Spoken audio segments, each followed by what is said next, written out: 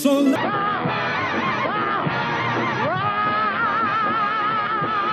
Close your eyes for a second. Think about the voice that made you fall in love with R&B. That voice that used to come through your radio late at night and make you feel like somebody out there understood exactly what you were going through. Now imagine finding out that the same voice that soothed your soul was quietly destroying its own. That's what this video is about. Today, we're going to talk about 15 of the most gifted, most legendary voices in R&B history, artists who could move a room to tears with a single note, and the demons that swallowed them whole. Some of these stories will break your heart. Some of them will make you understand these artists in a way you never did before. And one story later in this list, will completely change how you hear a song you've known for decades. Stay with me, because this one is not a list. This is a reckoning. Before we get into number 15, I need to plant something in the back of your mind. Later in this video, we're going to talk about an artist who was so deep in addiction that they recorded one of the greatest R&B albums of all time while barely able to function. Their label knew, their bandmates knew, and somehow that pain produced something so beautiful it still makes people cry today. We'll get there, but first, let's start the countdown. Number 15, Marvin Gaye. There are very few voices in the history of recorded music that can do what Marvin Gaye's voice did. It wasn't just singing, it was conversation, it was confession. When Marvin sang to you, it felt like he was sitting across from you at a kitchen table at 2 in the morning, telling you the truth about life. But by the late 1970s, Marvin Gaye was in a free fall that most people only saw the edges of. His marriage to Anna Gordy had collapsed. The divorce settlement was so devastating, she was awarded royalties from his next album that Marvin literally recorded "Here, My Dear" as a way to pay off what he owed her.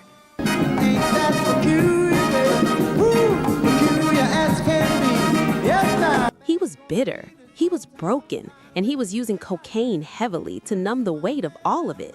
What made it so tragic was that Marvin's drug use didn't silence his genius. In some ways, it sharpened it into something almost unbearably raw. Let's Get It On had made him a sex symbol, but behind the scenes, Marvin was a man at war with himself. Deeply spiritual, deeply sensual, deeply self-destructive all at once.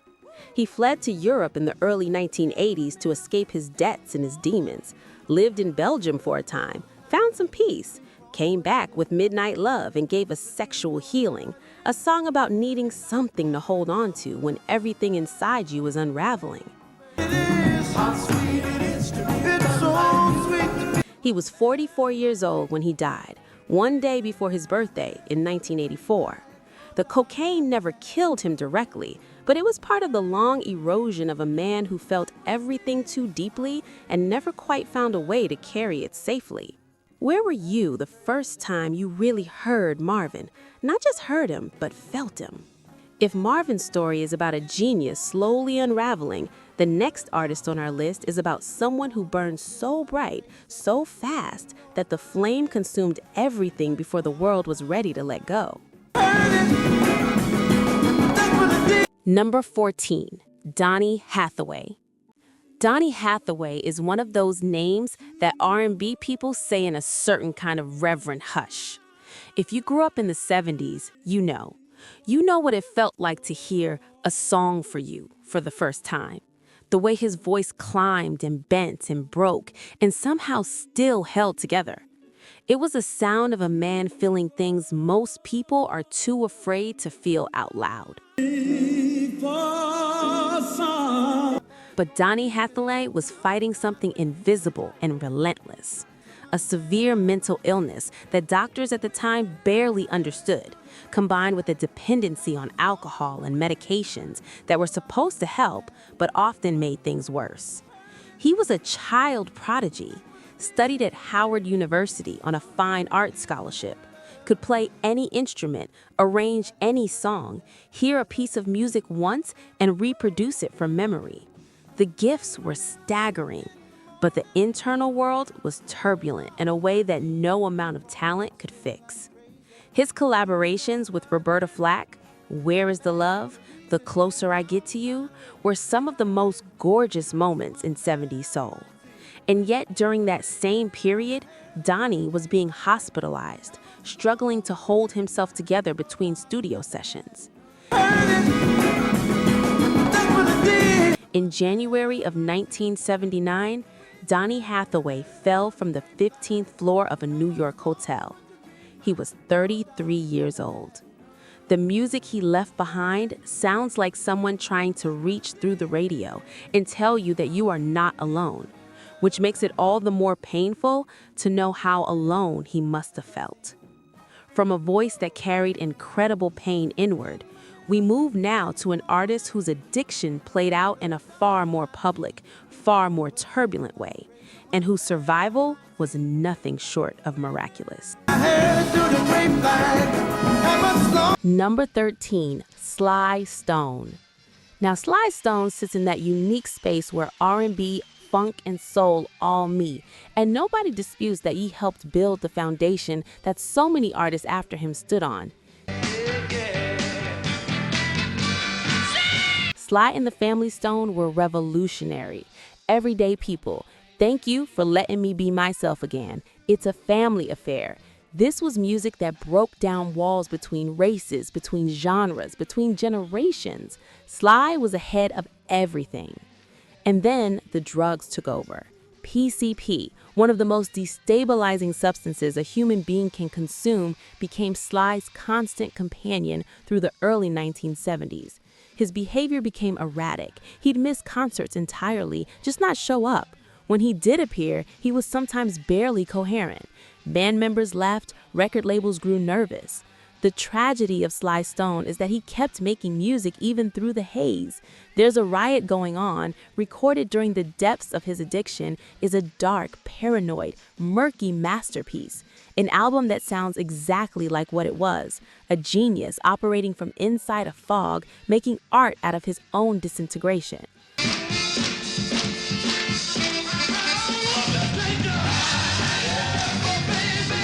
By the mid-1970s, Sly had largely disappeared from the mainstream.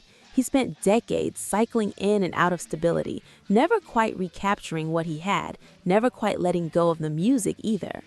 He is still alive today, and his influence is woven into everything from Prince to D'Angelo to Bruno Mars. But there's a version of Sly Stone who never touched PCP, and whatever music that man would have made, we'll never know it. From one of funk's founding fathers, we step into the world of Motown and a story that the hit machine never wanted you to hear.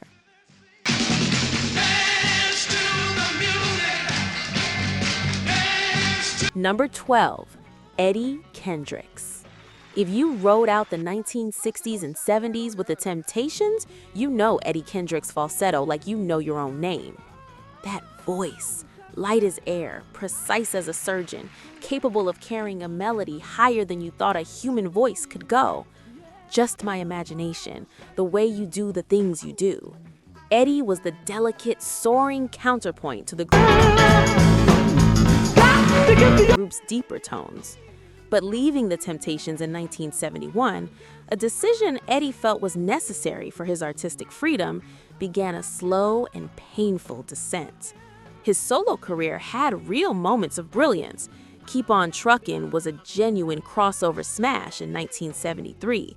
But the music industry of that era was not kind to artists who stepped out from behind the safety of a group name, and the instability of the solo life hit Eddie hard. Alcohol became a way of managing the anxiety, the uncertainty, the loneliness of a career that was rising and falling with no predictable rhythm.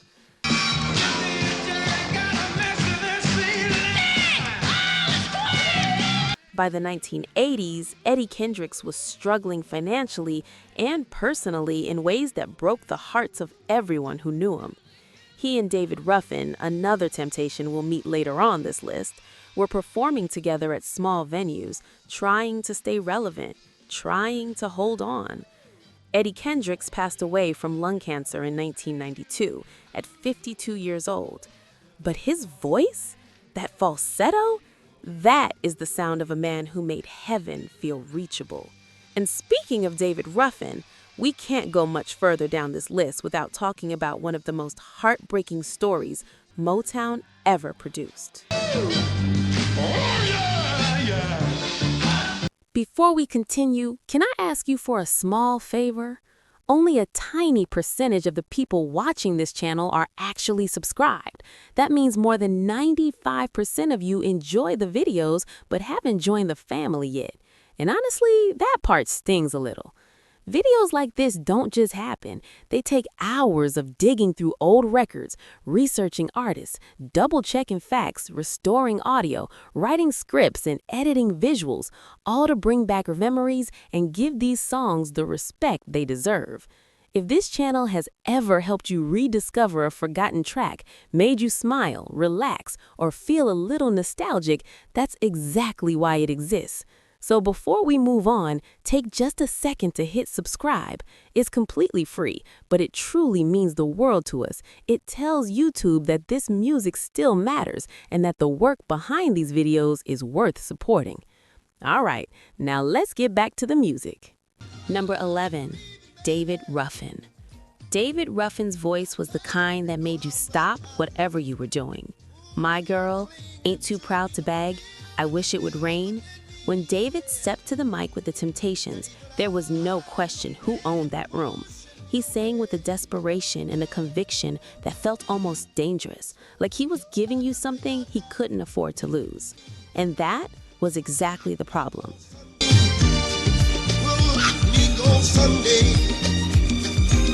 David Ruffin lived his whole life at full volume. The talent, the ego, the generosity, the self-destruction, all of it at full volume.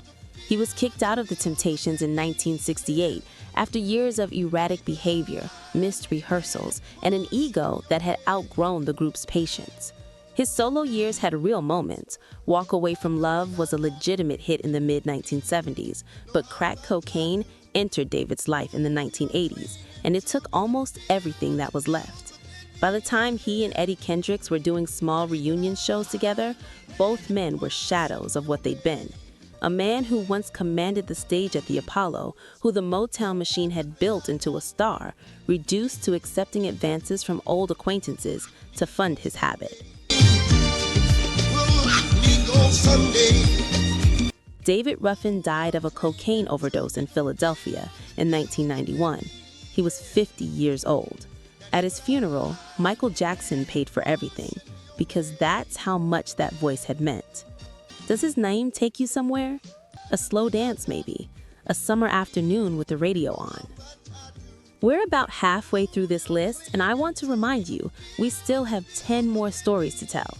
And coming up, we're going to talk about the artist I mentioned at the beginning, the one who recorded a masterpiece while their addiction was at its absolute worst. You might be surprised by who it is. But first, let's keep going. Number 10, Billie Holiday. Now, I know Billie Holiday predates what most people think of as R&B, but understand this. There is no R&B without Billie Holiday. There is no soul music, no slow jam, no late-night confessions set to a rhythm section without Lady Day paving that road with her blood. And I'm glad. Billie Holiday's relationship with heroin is one of the most documented and most exploited stories in American music history. The government knew. They sent agents, they watched her, they arrested her, they stripped her of her cabaret card, meaning she couldn't legally perform in New York clubs. And then they stood back and watched the slow destruction of a woman who was already carrying wounds most of us will never understand. She grew up poor, abused, and unprotected. Music was the only place she ever had full power, and even there, the industry found ways to take from her. But when Billie Holiday sang, when she held a note and let it dissolve into the air above a room full of people, something happened that defied explanation. Time stopped. Breath stopped. You felt the specific weight of a life that had known real suffering. Strange Fruit, God Bless the Child, Don't Explain. She died in 1959 at 44 with 70 cents in her bank account and $750 strapped to her leg, money she'd received as a gift while she lay in the hospital. She deserved the world. The world gave her a struggle and a microphone, and she made it beautiful anyway. From the woman who built the foundation, we move to a man who took that foundation and raised the cathedral on top of it, and then watched it burn. Don't explain. Number 9, Ray Charles. Ray Charles is one of the few artists in history who genuinely cannot be compared to anyone else. He took gospel and rhythm and blues and country and jazz and fed them all into something that came out as Ray Charles. Georgia on My Mind, Hit the Road Jack, I Got a Woman. He didn't follow genres, he transcended them. And for nearly 20 years, from the early 1950s through 1965, Ray Charles was also a heroin addict. He talked about it himself, plainly and without drama. And she go over her arms. He started using in his early 20s, and it became, as he described it, just part of life. He never seemed to let it affect his performances. The man was a professional to his core, but it was always there, underneath everything. In 1965, he was arrested for drug possession in Boston, and rather than let the legal system destroy him, Ray Charles did something extraordinary. He checked himself into a rehabilitation facility in Los Angeles for an entire year. He went cold turkey. He came out the other side, clean, and he stayed clean for the rest of his life. Ray Charles lived to 73. He recorded music until almost the end. His autobiography and the film based on it told this story with honesty and grace. His is one of the few stories on this list with something that resembles peace at the end. He fought the demon, and he won. I was always from the cats in the band. Not everyone was that lucky. The next name on our list is someone who, like Ray, had a genius that seemed to operate on a different frequency than everyone around him, but whose battle with addiction had a much darker ending. I just left that, I started whistling to myself. Number 8, James Brown, the godfather of soul. You don't even need to explain who James Brown is. He is the rhythm. He is the grunt and the scream and the cape and the split. He invented a way of moving and a way of making music that became the DNA of hip-hop, funk, and R&B for the next 50 years. And in the 1980s, James Brown was using PCP. There are so many stories from that era, and they are painful to tell, because this is a man who had earned every inch of his legend. He had come up from nothing, from genuine poverty and imprisonment, and had built himself into one of the most famous entertainers on earth through sheer, almost violent determination.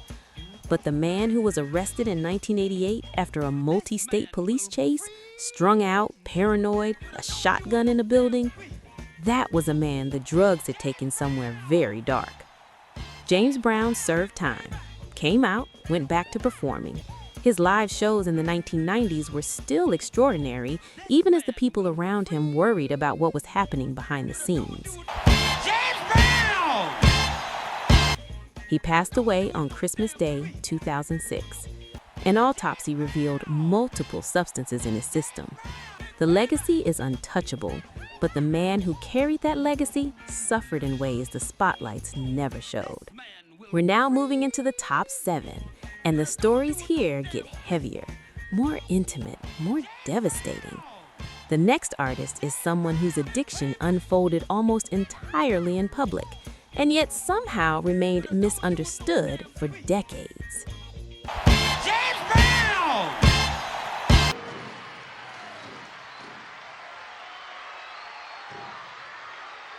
Number 7, Teddy Pendergrass. Before the accident, before everything changed, Teddy Pendergrass in 1978, 1979, 1980 was perhaps the most commanding male presence in R&B, full stop. Women screamed at his concerts the way they screamed at rock shows. He was magnetic in a way that went beyond performance. It was gravitational. And underneath all of that, Teddy was using cocaine and drinking heavily. His 1982 car accident, which left him paralyzed from the chest down, is the most well-known chapter of his story. But the addiction that preceded it rarely gets discussed. The pressure of being the biggest male R&B star of his generation was something Teddy carried with very little support, and cocaine became part of how he managed that pressure. What is remarkable and what speaks to the depth of who Teddy Pendergrass was is what he did after the accident. He could have disappeared. No one would have blamed him. Instead, he relearned how to sing from a wheelchair, rebuilt his voice, and continued recording music that moved people deeply. Come here, baby. Lay your head next to mine. He married, he advocated for spinal cord injury research, he wrote an honest autobiography. When Teddy Pendergrass died in 2010, he had been sober for years. He remade himself, quietly, without asking for applause. Close the door, turn off the lights, come go with me. If any of those songs take you somewhere, you already know what Teddy meant. From a man who rebuilt himself, we now come to someone who could never quite outrun the noise, inside or outside. I wanna give it all to you. Number 6, Sam Cooke. Sam Cooke is the bridge. He is the man standing between gospel and pop, between the church and the world, between what black music was and what it was about to become. Well, New York way, all where people are so gay, twisting. His voice was liquid, effortless in a way that took enormous effort. A change is gonna come. Chain Gang, Wonderful World. Sam Cooke's relationship with alcohol was quieter than some others on this list. He was not someone who fell apart publicly. He was elegant, controlled, commercially savvy in a way that was rare for black artists of his era who owned their masters and ran their own label. But the drinking was there, and by December of 1964, Sam Cooke was a man unraveling in private. He was shot and killed at a Los Angeles motel on December 11th, 1964. He was 33 years old. The circumstances of his death remain contested and painful to examine. What is not contested is what he left behind. A change is going to come. Recorded just months before his death, the deepest and most prophetic thing he ever put on tape stands as one of the greatest songs in American history. He knew change was coming. He didn't live to see it. From one of the most elegant voices of the early era, we move now into the 1970s and a story rooted in one of music's most tortured creative partnerships. I wanna give it all to you. Number 5, Florence Ballard. This one is going to hit differently if you know the story. Florence Ballard was an original Supreme. She was there at the beginning, before Diana Ross became the face, before the gowns and the Ed Sullivan appearances and the hits that defined an era. Florence helped build all of that. And then Berry Gordy and the Motown Machine pushed her out. The official reason was erratic behavior. And yes, Florence was drinking. Her consumption had increased as her role in the group diminished, as she watched Diana Ross get positioned as the star and herself pushed to the back. That is not an excuse, but it is context. She was removed from the Supremes in 1967, given a small settlement that, combined with poor financial advice, left her nearly destitute. She sued Motown. The lawsuit failed. By the mid-1970s, Florence Ballard, a founding Supreme, a woman who had sung on some of the biggest records of the decade, was on welfare, living in Detroit with her children. She died of cardiac arrest in 1976. She was 32 years old. At the funeral, Diana Ross did not attend. Florence Ballard deserved so much better than what the industry gave her. Her story is not a cautionary tale about addiction. It is a cautionary tale about what happens when a system chews up a person and leaves nothing behind. The alcohol was real, but the wound that the alcohol was treating, that wound was inflicted by other people. And now, we reach the top 4. These are the stories that stay with you. These are the voices you grew up with. And these are the secrets that the music industry buried as deep as it could. Number 4, Dinah Washington, the Queen. That is not a nickname people gave Dinah Washington to be kind. It was a recognition of a simple fact. There was nobody else like her. Her voice had a precision and an authority that made everything she sang feel like the definitive version. You might have gone by. She could sing jazz, blues, R&B, pop. It did not matter. Whatever Dinah Washington touched became hers. And Dinah Washington lived fast and hard and entirely on her own terms. She had 7 husbands, she drank, she took prescription diet pills, amphetamines in an era when doctors handed them out to women without a second thought. She was brilliant and difficult and demanding and generous and deeply human. By the early 1960s, the combination of alcohol and pills was something her body was struggling to manage. She was only in her 30s, but the life she'd lived had aged her internally. You might have gone. On December 14, 1963, Dinah Washington was found unresponsive in her home, an accidental overdose, sleeping pills combined with alcohol. She was 39 years old. The music she left behind is immaculate. What a difference a day makes. Unforgettable. This bitter earth. Her voice still sounds like authority, like a woman who answered to nobody, like the truth. Now we come to the moment I promised you at the beginning, the artist who recorded a masterpiece at the very bottom of their addiction. Are you ready? Only a moment. Let me tell you about a moment in 1971 that almost nobody talks about. Curtis Mayfield, the man who wrote People Get Ready, the man whose guitar playing was as distinctive as any fingerprint, left the Impressions to go solo. And in 1972, he scored the film Superfly. To the steeple of beautiful people where there's only one kind. Now here's what most people don't know. Superfly was a film about a drug dealer, and Motown and much of the black press condemned it. They said it glorified drug culture. They said it was harmful. Curtis Mayfield's soundtrack argued the opposite. Listen to the album, really listen, and what you hear is not celebration. What you hear is mourning, grief, a man crying out about what drugs were doing to black communities, while the film showed you the glamour on screen. Curtis himself stayed largely clean during this period, but he watched what addiction did to the people around him. He put that watching into music that became one of the most important artistic statements of the 1970s. So hush not, child. He was speaking from the outside, looking in, and what he saw was breaking his heart. Curtis Mayfield was paralyzed in 1990 when a lighting rig fell on him during a concert. He died in 1999. He recorded one final album, lying on his back in the studio, one vocal track at a time, because it was the only position he could breathe in.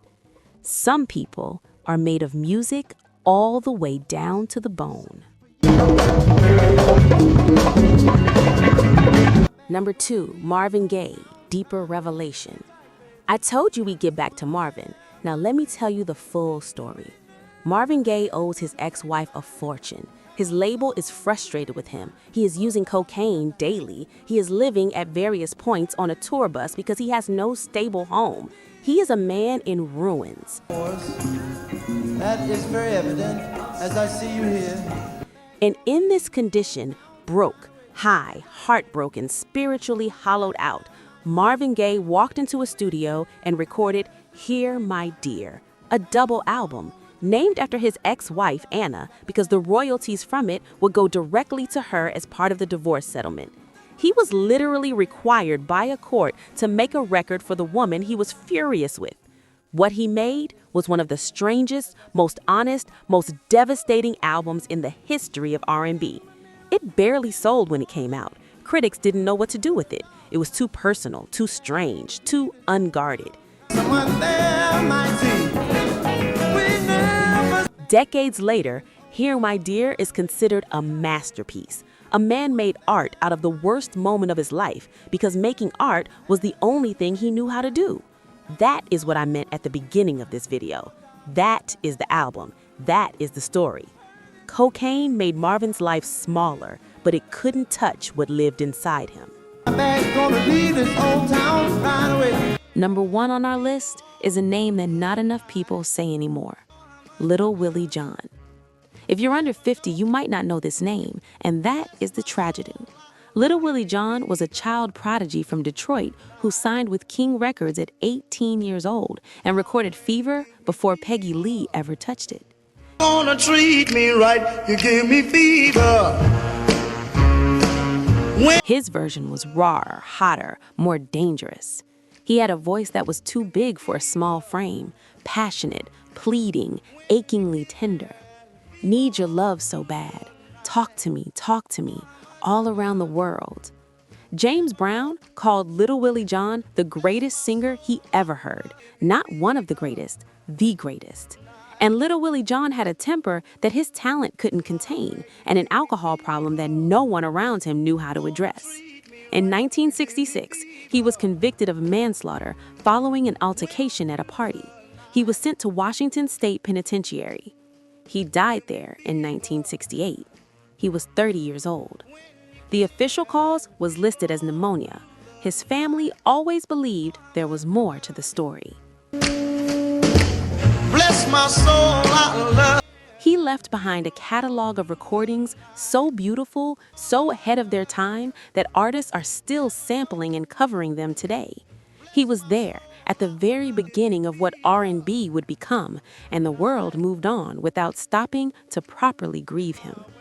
Little Willie John is number 1 on this list, not because his addiction was the worst, but because the combination of his gifts, his demons, and his forgotten legacy represents everything this video is really about. Talent doesn't protect you. Fame doesn't protect you. The business music certainly doesn't protect you. All these artists had was the music, and somehow, through everything, the drugs, the heartbreak, the exploitation, the self-destruction, the music survived. It always does. Where you give me fever. These weren't just singers, they were people. Complicated, broken, brilliant, surging people who happen to be able to do something with a microphone that most of us can only feel and never express. Their addictions didn't make them more interesting. Their addictions cost us years of music we'll never hear. It cost the people who loved them. It cost them. But the recordings remain, and on a late night when you need to feel something real, when you need to be reminded that someone else has been through the dark and still found a way to sing, those recordings are still there. They're still there. Which one of these artists hits your heart the hardest? Drop their name in the comments. I guarantee you, someone else down there feels the same way about them that you do. Well, New York way, all where people are so gay.